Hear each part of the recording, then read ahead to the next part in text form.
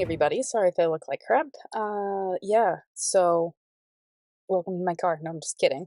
If you're new here, I'm Liz. I'm your host here at Crimes Untold, and today we're going to be talking about something very interesting and intriguing. So this is something I have been waiting for since I first covered these strings of murders. So if you are new here, I covered the Redhead. The Redhead murderer, the Bible Belt strangler is another name that this serial killer is called, but it is a string of murders that happened in the Bible Belt states, and a lot of the victims were Jane Does. Another one has been identified, and that is the Desoto County Jane Doe from 1985.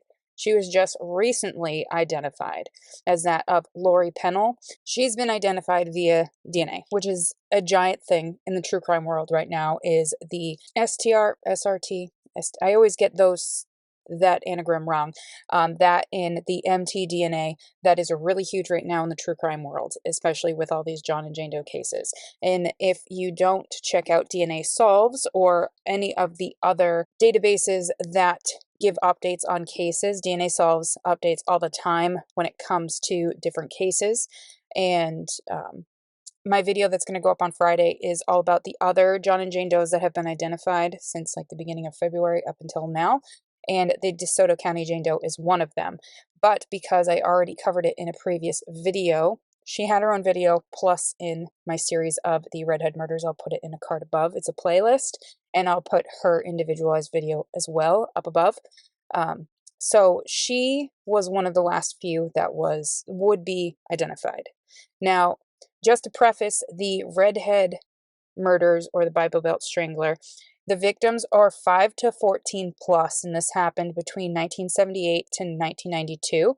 And the reason why they always mention 14 plus is because there's victims that are attributed to the case that they can't necessarily link, but then there are the victims that are suspected, and so on and so forth. So with the identification of Lori Pennell, that leaves only 2 Jane Does to be identified, and that's the Pulaski County Jane Doe of 1985, and then the Wetzel County Jane Doe of 1983. Those are suspected Jane Does associated with the case. I also did a standalone video, or I added it in. I think I added it in one of my true crime recaps of the most recent identification, and if I find it, I'll put it in a link above. There's only 2 Jane Does that are left to be identified, and obviously now we know one of them. So obviously Lori Pennell was previously known as the Desoto County Jane Doe. She was found on January 24th of 1985, and she was found by a truck driver that was driving on the southbound side of Highway 78. Specifically, her body was 100 feet east of the Coldwater River Bridge, and this was at around 7:30 a.m. in Olive Branch, Mississippi. Her shoes, her undergarments, so her bra and her underwear, and her jacket were all gone. She was found, obviously deceased. Possibly she was sexually assaulted, and she died via ligature strangulation. So at approximates the time of finding her during her autopsy, they believed that could have been almost 40. She died within hours of finding her, and she did indeed have a recognizable face. The clothing that she had on was Gloria Vanderbilt jeans, which are the most comfortable jeans ever. If you haven't worn them, I highly recommend. And the shirt she had on was a short-sleeved light peach shirt that had kind of an embroidered design on it. In my mind, I think of a shirt that I used to have when I was younger, and it was peach, and it had an embroidered flower on the front where the sleeves are kind of like off to the side. That's what I think of every time I reminisce about this case or I think about this case.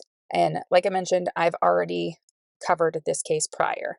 So she was publicly identified on March 1st of 2024 as that of Lori Ann Mealer Pennell. So Lori Ann Mealer Pennell went missing after she was at a truck stop in West Memphis, Arkansas back in 1982, and her family did indeed report her missing after her last sighting. So 1982 all the way to 1985. It's unknown what happened in between then 1982 and 1985, in which they are hopeful they will find out exactly what happened. They do believe that Jerry Johns also possibly could be the full-on Bible Belt strangler, redhead killer, because there's so many that are possible victims. They don't So that, my friends, is the identification of the DeSoto County Jane Doe from 1985 is that of Lori Pennell. I hope you guys learned something from this, and I obviously already mentioned that I'm going to put the playlist in the videos up in cards above, so don't forget to check those out. Also, if you're new, don't forget to like, subscribe, turn your post notifications on to all, that way you know whenever I upload, and I'll see you guys in my next one. Bye, guys.